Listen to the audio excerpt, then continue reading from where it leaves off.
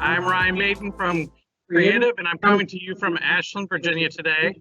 And I'm so excited to be with so many of our friends and partners. Our hope is that we can offer you a new source of inspiration and ideas by introducing you to some of our favorite people at Steelcase. These amazing people come from different parts of the organization and all do incredible work. What do they have in common? In their own unique ways, they're amazing creators like you. So sit back and enjoy. Now, I'd like to kick it over to Jason Van Buskam of Steelcase to introduce today's creator. Good morning, everyone. Thank you for joining us. Want to introduce Gary from Grand Rapids on the Steelcase side. He is our well-being navigator.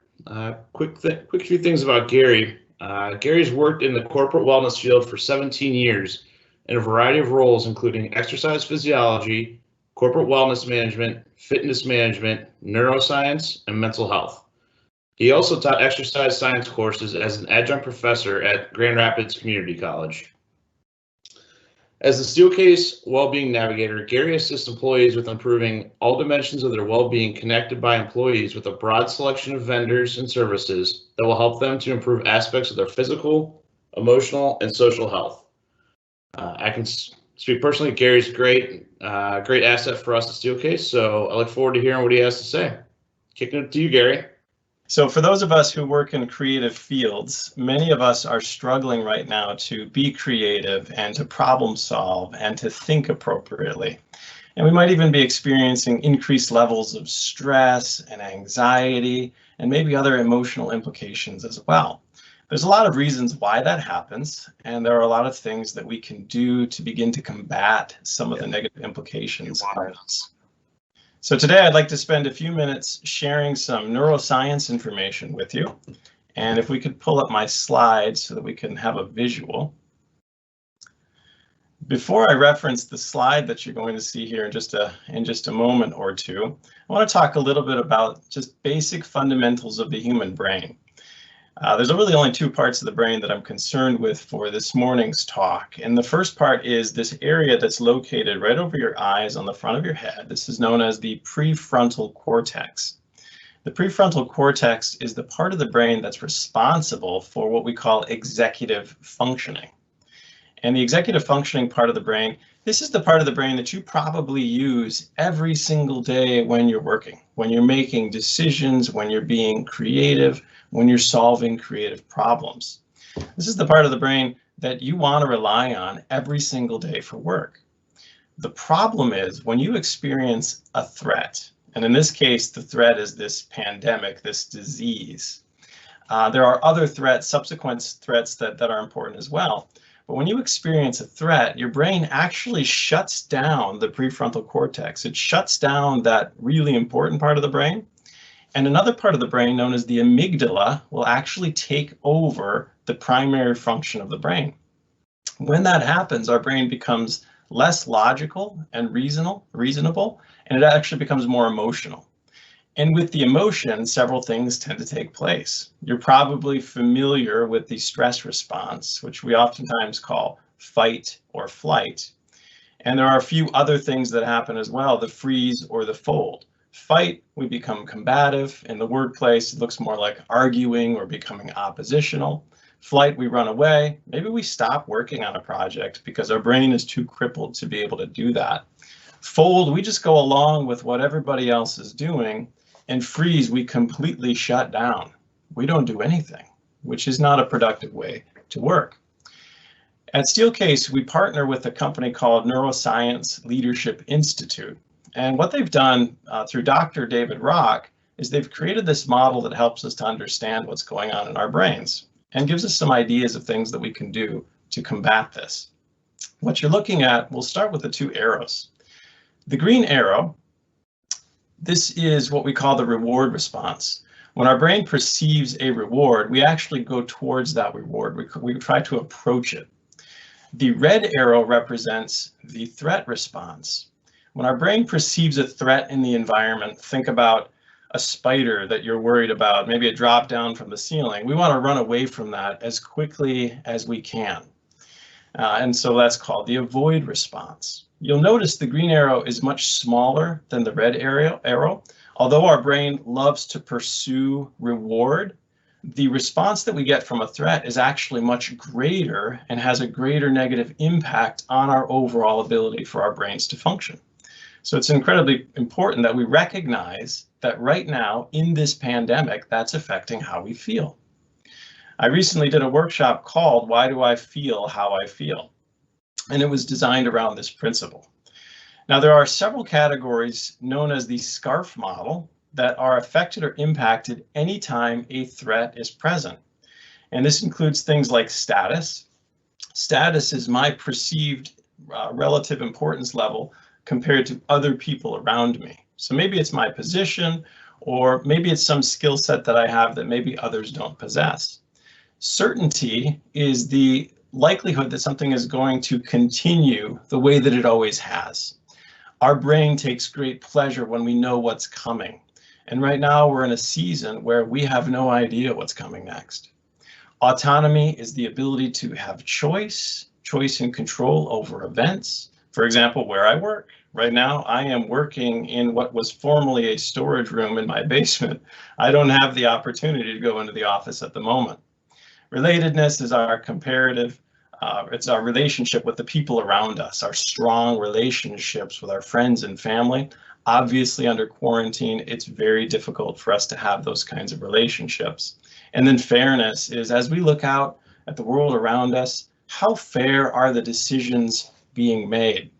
Now, a threat to any one of these areas is going to cause our brain to stop functioning in the amygdala hijack, which means we are no longer being creative, we're no longer problem solving, we don't have the focus and the energy to be able to do great work. Instead, we're finding ourselves emotional. We're finding ourselves to be stressed out, maybe a little anxious, which is exhausting, and it interrupts our ability to think. One of the key solutions to combat this is actually self-reflection. We need to first understand how we feel physically and emotionally before we can understand what the trigger is and how to remove that trigger or overcome that trigger in our lives. So for the next 10 minutes, what I would like to do is help you to experience a guided reflection or mindfulness activity that helps you to slow things down and reconnect with a part of the brain that will actually help you to overcome the stress and the lack of focus that you might be experiencing right now. And what you'll find is if you practice this on a regular basis, the neuroscience would indicate that it helps to slow down the brainwave activity that is causing that threat response, and you're able to go back into the prefrontal cortex and your brain functions at a much higher level again. All right, let's begin our reflection activity. This is going to be very simple for you. All you have to do is follow my voice and my instruction. I would encourage you, if you are in a seated position, to sit as comfortably as you can, with your feet both flat on the floor and your arms rested either on the armrests or on your lap or maybe even on your desktop. As you do this, a key component of calming our bodies and calming our minds is our ability to breathe. So you want to sit up nice and tall with your chest out, your shoulders down and back, and relaxed as much as you possibly can be. Let's begin with a couple of breaths. During the entire mindfulness or relaxation technique, I'm going to remind you to breathe, and it will be that simple. All right, so a few nice deep breaths, drawing oxygen in through the nose, fully expanding your lungs, allowing your chest to rise and fall. As we go through our mindfulness activity, you may notice thoughts will enter your mind. Our initial reaction is going to be to dwell on those thoughts or judge ourselves for having them. As thoughts enter your mind, regardless of what they are, allow them to come in and then allow them to leave. as if they're just passing through. Again, a nice deep breath in, drawing oxygen into the body through the nose, fully expanding the lungs and allowing the chest to rise, before releasing the oxygen back out into the room around you.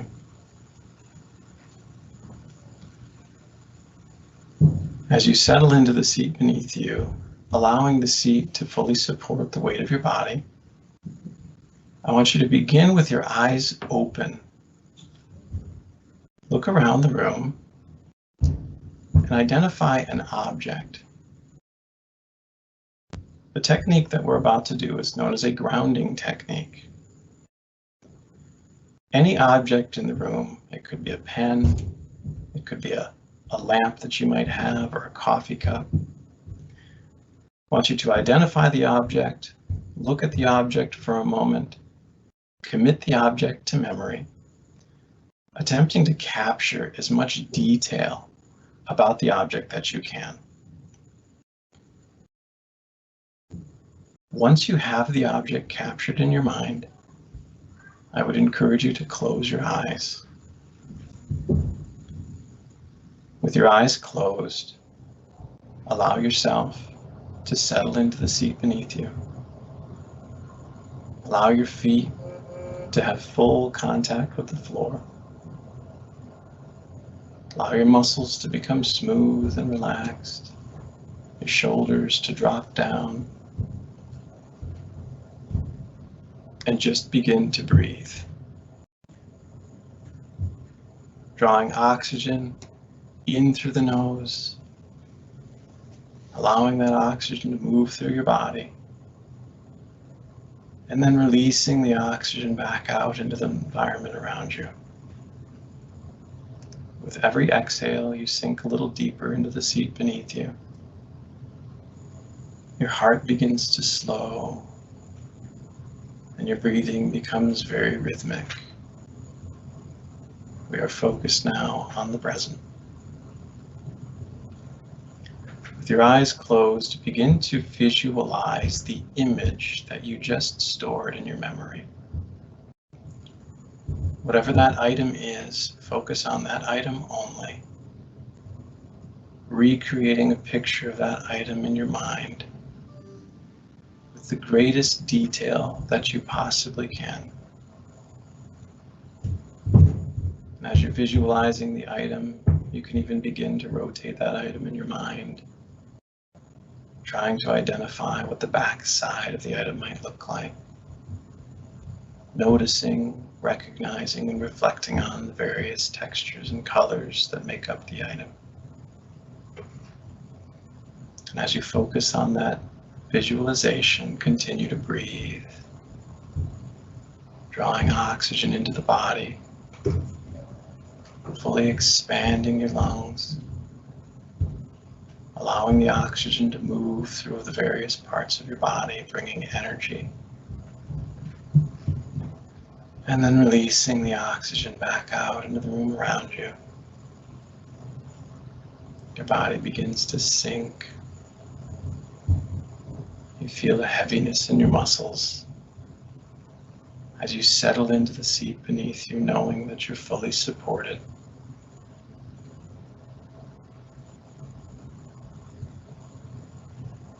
Continuing to breathe slowly, rhythmically, focusing on nothing but the image in your mind.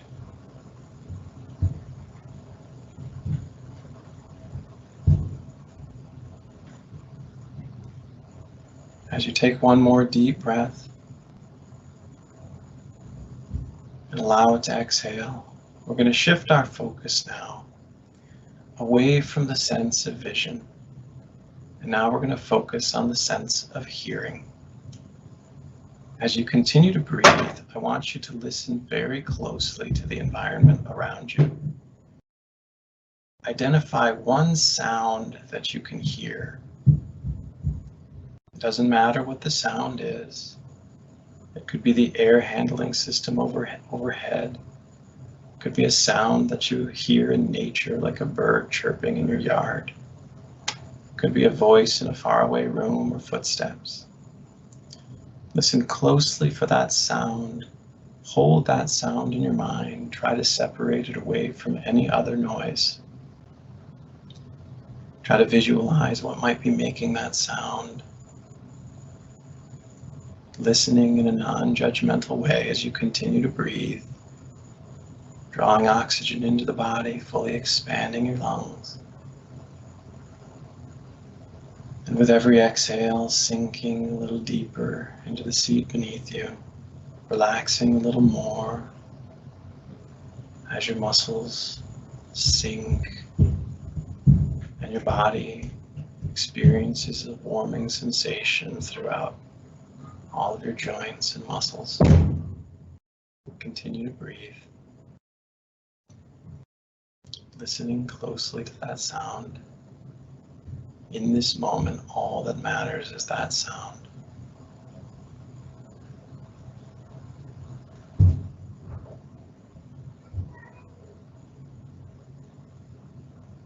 And as you continue to breathe, one more deep breath in. And a nice long exhale, slowly allowing your body to sink a little deeper. And we will shift our focus and our thought now one more time away from the sense of hearing. And now we will focus on the sense of touch. Try to identify something that your body is physically coming in contact with right now. It could be the sensation of the bottom of your feet as they come in contact with the ground.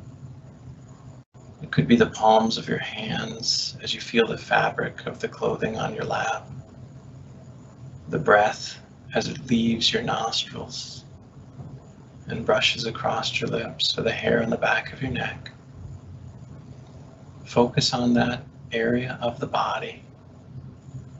Spend just a few moments experiencing that sense of touch as you continue to breathe, drawing oxygen in, fully expanding your lungs, and then releasing the oxygen back out into the environment around you, noticing that sense of touch. Your body is now becoming heavier, you're sinking a little deeper, and you're experiencing that warming sensation coming over your body, allowing yourself to be completely relaxed, free of judgment, and fully energized.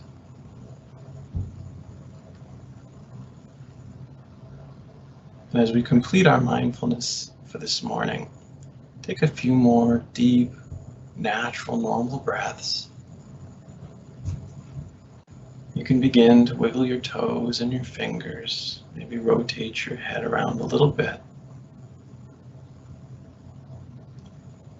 And when you feel comfortable, you're welcome to open your eyes and rejoin this meeting.